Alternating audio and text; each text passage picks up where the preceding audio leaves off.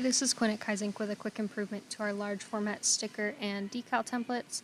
So this is our sticker template right here, and our artboard is named with a naming convention that will pull metadata into Onyx when we go to print it.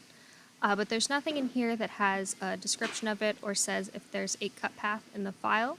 So when I've been pulling files in, I've been taking a guess on if I think there's a cut path in there.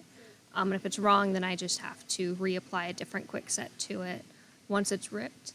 So then I'm doing it twice, so I'd rather know up front if it's got a cut path so that I can apply the correct quickset to it. So what I've done is anything that's typed before this first underscore counts as a description in the name, and it'll pull into the file name area of Onyx, so it won't affect any of this information over here.